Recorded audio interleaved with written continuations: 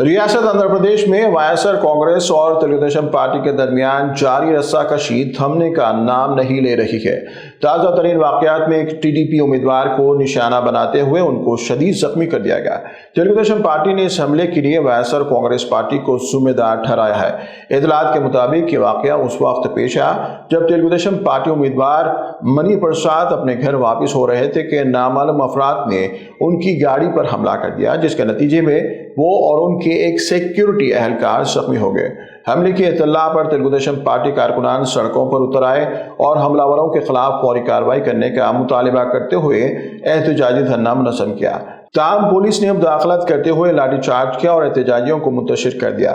ریاست میں انتخابات کے دوران حکمراں جماعت اور حزب اختلاف پارٹیوں کے درمیان پیش آئے پرتشدد واقعات میں بیشتر افراد زخمی ہوئے ہیں۔